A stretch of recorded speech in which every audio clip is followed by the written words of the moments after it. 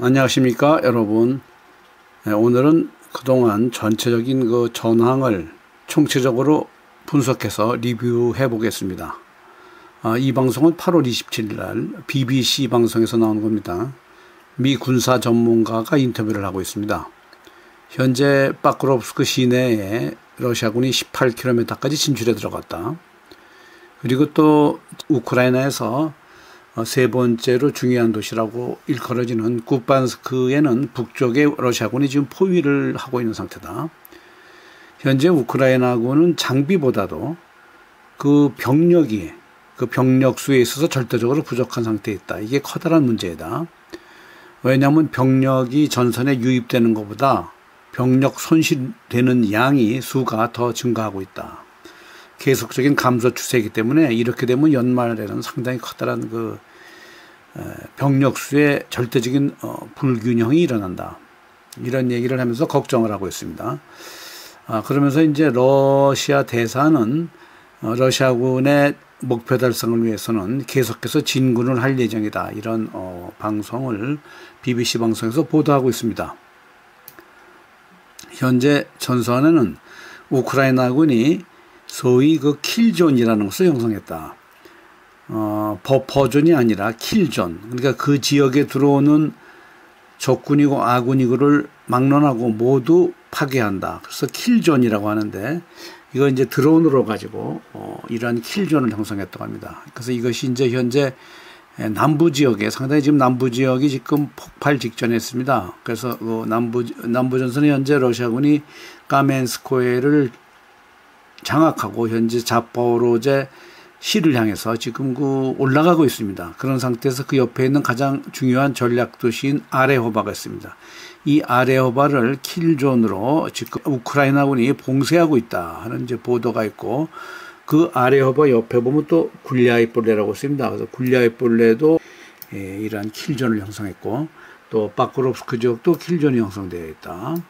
그다음 그 위쪽에 있는 노보파블로프카도 킬존이 형성되어 있고, 그런데 이제 러시아군도 현재 그 바크롭스크 전선에서 우크라이나군 포위를 위해서 러시아군 자체도 킬존이라는 완전한 그 방어망을 형성해서 드론이 이쪽 지역에 완전 포위하고 있다. 그래서 러시아군도 킬존을 바크롭스크 북쪽에 설치해서 이 러시아군은 현재 도브로폴레로 진격하고 있는 그런 발판을 마련하면서 후방에 있는 우크라이나군을 완전히 포위 섬멸하겠다는 작전으로 킬존을 형성됐다라고 말하고 있습니다.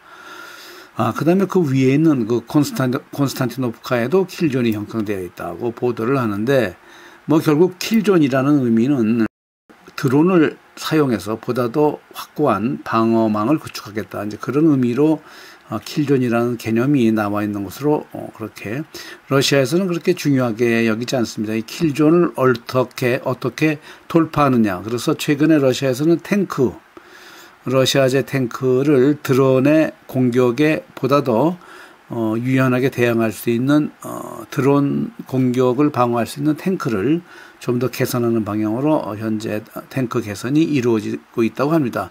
결국 드론이 이 킬존을 형성해도 이 지역을 탱크나 기갑사단이 돌파하면서 이 킬존을 돌파할 수밖에 없다. 현대전에서는 이러한 상황으로 러시아군은 그렇게 전략을 구축하고 있습니다. 요 지도는 또 다른 전황 분석가의 지도입니다. 요 보시면은 그래프가 있는데, 위에서 2002년부터 2004년까지 러시아군의 탱크 손실률을 이렇게 나타냈습니다. 개전 초에는 러시아군의 탱크 손실이 상당히 많았는데 장갑차하고, 이것이 최근에 2025년 들어와서는 완전히 그 탱크나 장갑차의 손실이 완전히 그 격감하였다. 거의 반 이상으로 줄었다. 이것이 의미하는 바는 전선이 그만큼 우크라이나군이 이 러시아군의 진격을 막을 만한 병력이라든가 방어선이 좀 옅어졌다. 그러므로 러시아군의 탱크가 그만큼 망가지지 않고 계속 전선에 투입되고 있다라는 것을 나타내주고 있고, 또 그런 의미에서 현재 러시아군의 진격 속도가 현재 향후 좀 더 앞당길 것이다라는 이제 분석을 하고 있습니다. 현재 탱크는 드론전에서는 무의미하다는 말도 나오지만 역시 탱크는 중요하다. 그래서 탱크에 대한 새로운 그 성능 개선을 러시아에서는 계속적으로 지금 진행하고 있습니다. 현재 러시아군의 진격 방향을 전체적으로 한번 분석해 보겠습니다. 트럼프와 푸틴의 합의된 내용은 도네츠크 지역에서 완전히 우크라이나군이 물러나면은 러시아는 기타 헤르송이나 자파로제 다른 지역에서 휴전을 하겠다라고 이제 얘기를 했는데, 이 바로 도네츠크 지역에 현재 러시아군은 두 지역에서 커다란 진격을 하고 있습니다. 현재 도네츠크 지역은 약 15% 정도의 영토만 남아 있습니다. 그러나 이 15%가 상당히 우크라이나군에게는 굉장히 중요한 방어 도시고 또 전략적인 도시들입니다. 슬라반스크, 크라마토르스크, 그다음 현재 바크롭스크, 콘스탄티노프카, 굉장히 중요한 도시들이 현재 러시아군의 진격에 압력을 받고 있습니다. 첫째는 세베르스크 지역과 슬라바스크 전선을 돌파하기 위한 러시아군의 진격 노선이 형성돼서 계속적인 공세가 이루어지고 있고, 또한 그 아래에 있는 그 도네츠크 전선을 돌파하자 해서 이 전선은 결국 바크롭스크를 중심으로 해서 이 서쪽으로 가는 전선인데, 이거는 이제 도네츠크를 전선이 돌파되면 그 다음엔 드네프로로 진격할 수 있는 진격로가 쭉 개선이 됩니다. 개선이 되므로 러시아군은 현재 이 두 가지의 전선 돌파의 의미는, 첫째 세베르스크나 슬라반스크의 전선이 돌파되면 드네프로로 갈 수도 있지만 북쪽의 하리코프로 갈 수 있는 진격 방향을 설정하고 있고, 또한 다른 전선은 도네츠크에서 드네프로 전선으로 갈 수 있는 그러한 전선을 현재 러시아군은 진격 노선으로 진행하고 있다고 전황 분석가들이 보도하고 있습니다. 그 다음에는 헤르손과 자포로즈 전선으로 전선을 확대하겠다 하는 것이 러시아군의 현재 진격 전술이며 진격 방향입니다.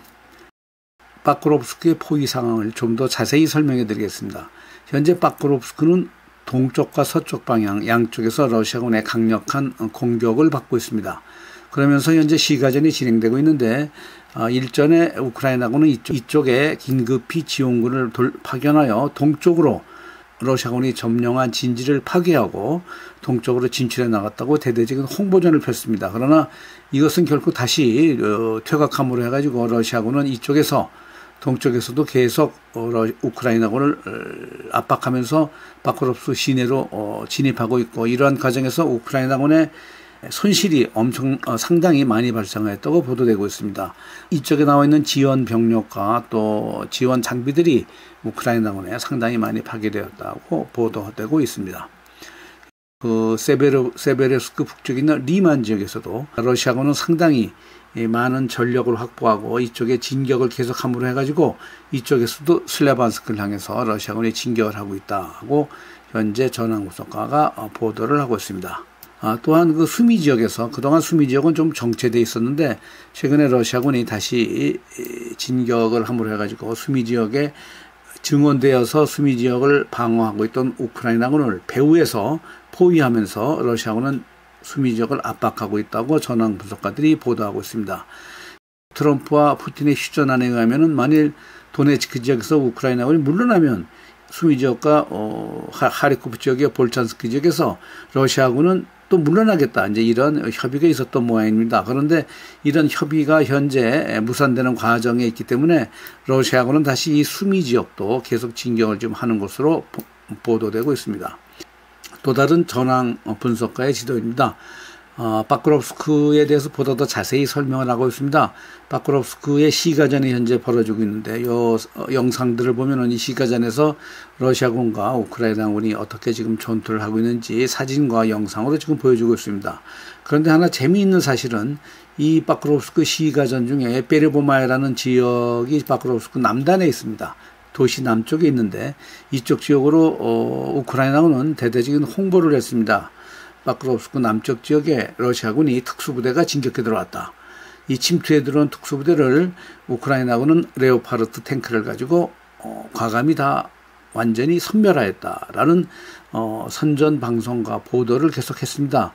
이 보도는 러시아군에서 즉각적으로 분석되어서 실제 레오파르트 탱크가 바크롭스크 도시 내에서 러시아 특수부대를 공격하는 장면을 보고 이 레오파르트 탱크에 추적을 했습니다. 이 레오파르트 탱크가 어디로 가는지 이 비디오, 우크라이나군이 보도한 비디오 내용을 보면서 이 레오파르트 탱크의 이동 사항을 분석한 후에 그 다음날 이 러시아군은 이 레오파르트 탱크를 드론에 의해서 폭격해서 파괴시켰다고 이런 보도가 나오고 있습니다.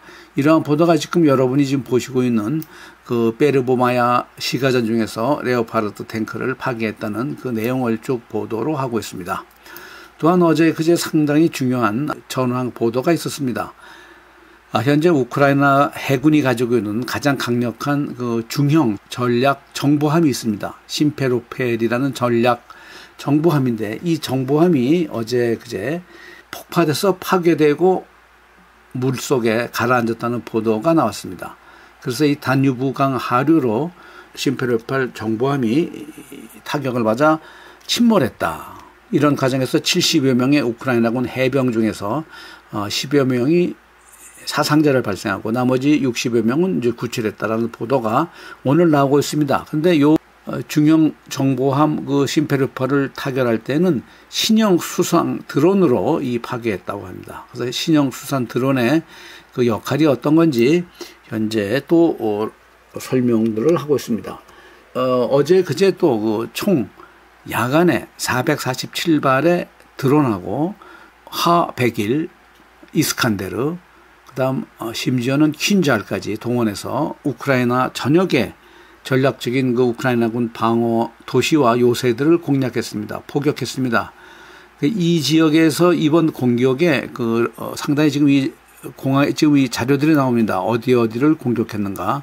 근데 가장 중요했던 것은 최근에 키예프 지역에 있었던 드론 조립 공장이 있었습니다. 드론 조립 공장에 이스칸데르를 6발이나 투하하고 무인기도 신형 무인기가 50대나 들어가면서 키우-22 기업이 있습니다. 우크로스페치 시스템 기업이라고 하는데 이 지역의 이 건물에 완전히 파괴를 시켰습니다. 이 건물은 우크라이나군의 신형 드론을 조립해서 생산해서 전선으로 보내기 위한 그 드론 생산 공장이었다고 합니다.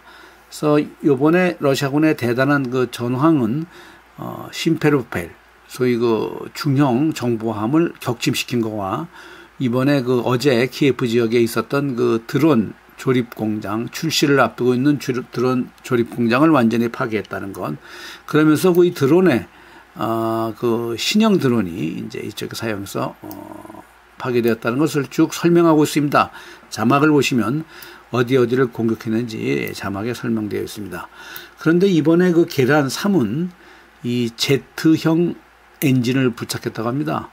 그래서 이 Z형 엔진이라 일반 과거 계란 2와 비교해서 속도가 엄청 빠르게 시속 약 600km로 저공 비행을 한다고 합니다.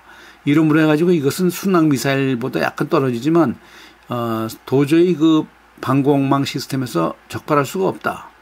그런데 이번에 떨어진 우크라이나군에게 폭파돼서 떨어진 파편을 분석해 보니까 이 계란 3 드론의 부품 중에는 독일의 보쉬에서 연료 펌프에 사용되는 부품이 발견되었다. 그러니까 다시 말해서 지금 계란 3 드론에는 독일제 보쉬의 연료 펌프가 사용되었다. 다시 말해 제재가 그렇게 극심함에도 불구하고 제3국을 통해서 우회적으로 러시아군의 계란 3에는 독일제 보쉬 제품이 들어갔다라는 또 보도가 또 나왔습니다. 그리고 지금 지도는 전황 지도입니다. 이 지금 바크롭스크에서 파란색은 러시아군이 지금 진격을 하면서 계속 지금 돌출부를 보시면 이 도브레폴레 쪽으로 계속 이제 북상하는 이제 전선인데 이쪽 지역에 러시아군이 약 700회의 공습을 했습니다. 드론과 장거리 미사일 공격으로. 그래서 완전히 하얀 점들을 보시면 초토화돼서 현재 이쪽 지역에는 우크라이나군의 방어진지가 제대로 위성에서도 나타나지 않고 있다고 합니다. 이렇게 파괴를 하고 현재 러시아군은 이쪽 지역으로 이제 진격을 진행 중에 있습니다. 그런데 이렇게 되는 것은 현재 우크라이나는 이쪽에 예비군을 많이 전선에 배치했는데 이런 예비군의 파괴 목적도 있었고 두 번째로는 그 크라마토르스크하고 슬라반스크로 이제는 직진하자. 그러면서 포위하자. 이런 포위 작전에서 이 지역 방어 부대들을 완전히 체계적으로 파괴하기 위해서 이렇게 대단히 공습을 700회에 걸쳐서 진행하였다라는 것을 위성 사진을 통해서 전황 분석가들이 설명하고 있습니다. 요 전황 지도는 또 다른 전황 분석가의 지도입니다. 바코롭스크 남부에 현재 우다치노 쪽에 완전히 러시아군이 장악을 해서 이제는 이쪽 지역에서 바코롭스크 위로 북상이 가능하게 되고 또 드네프로페트롭스크 지역으로도 북상이 가능하게끔 완전히 바코롭스크 남부에 우크라이나군 방어망이 깨졌다. 이제 이러한 설명을 지금 전황 분석가가 보도를 하고 있습니다. 현재 바코롭스크 동부 지역에서 이 시내 동부 지역에 우크라이나군의 반격군들이 있었다. 이 원형으로 지어진 곳입니다. 그래서 이 원형으로 지어진 곳에 청색으로 우크라이나군이 일부 러시아군의 공격된 지역을 침범해 들어왔었고 며칠간의 전투 속에 우크라이나군은 다시 막대한 병력 손실을 보고 후퇴했으며 또다시 이쪽 지역으로 러시아군이 바코롭스크를 향해서 압박하고 있는 모습을 전선 지도로 설명하고 있습니다. 그러면서 현재 그동안 혼조세, 소위 그 우크라이나군의 강력한 그 지원군들, 여기에 이제 아조프 연대도 포함됩니다. 이런 지원군들이 러시아군의 북상을 막기 위해서 대거 투입됐음에도 불구하고 이렇게 혼조된 상태에서 현재 이 지역은 현재 화살표를 보시면 깊숙이 우크라이나군이 들어와 있습니다. 이 드론이 혼재돼서 러시아군과 우크라이나군의 서로 드론이 양쪽에서 날아다니는 바람에 하늘에서는 서로 이게 역시 이것이 킬존이다. 적과 악을 구분할 수 없을 정도로 완전히 혼조된 혼전 상태를 벌이고 있다가 이 전선이 정리되면서 우크라이나군이 지금 후퇴하면서 러시아군이 계속 북상하고 있는 그러한 지금 상황으로 전선이 정리되고 있다라고 전황 보도를 하고 있습니다. 그 다음에 이 지도는 폴란드와 우크라이나 국경 지역에 5군데 지역에 새로운 철도망을 건설했다고 합니다. 이건 나토가 새로운 철도망을 건설해서 유사시에 나토 병력 약 80만 명을 이쪽 지역의 철도로 병력과 장비를 이송할 수 있게끔 우크라이나군 국경기지에 이건 폴란드 지역입니다. 폴란드 국경선에 이렇게 설치했다. 그래서 이러한 그 설치에 대한 그 자금과 재정 지원은 그 독일에서 지금 진행하면서 향후 러시아와의 전쟁에 대비해서 이렇게 폴란드는 새로운 철도망을 건설했다라고 하는데 이렇게 이쪽 지역이 앞으로 폴란드가 나토의 핵심 물류 허브 지역으로 새롭게 자리 잡아서 현재는 루마니아가 이 나토의 핵심 물류 지역으로 차지하고 있지만 폴란드가 새롭게 다시 그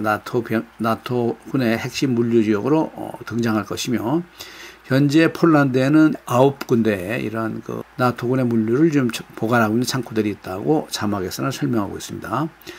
이러한 상태에서 나토군은 현재 이 유럽에서 발틱 3국가 폴란드, 영국, 프랑스는 러시아를 집중적으로 우크라이나를 매개체로 해서 러시아를 대항하는 그러한 그 전선을 보다 더 강화하고 있다.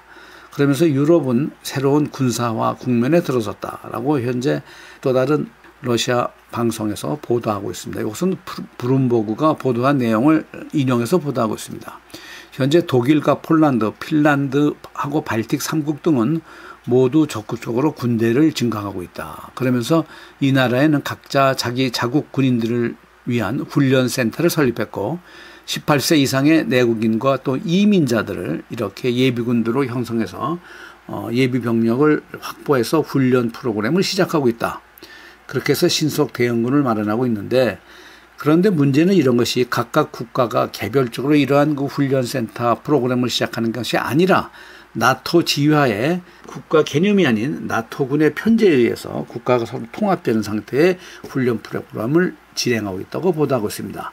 그래서 유럽의 현재 새로운 그 군사화에 직면해 가지고 국가별 방위가 아닌 집단 방위의 도구로서 현재 유럽이 전략하고 있다. 심지어는 중립국이었던 스위스는 F-35 비행 전투기를 구매하였고 또 스위스에 있는 열차, 오래된 열차들을 야전병원으로 개조했으며 또 영국에서는 최근에 영안시를 새로 구매하면서 설치하고 있고, 이렇게 대규모 분쟁에 대해서 유럽은 체계적인 준비를 하고 있다. 그러면서 이런 과정의 속도가 매우 빠르다고 전황 분석가가 설명하고 있습니다. 자, 오늘 전체적인 전황 분석을 마치겠습니다. 시청해주신 여러분 감사합니다.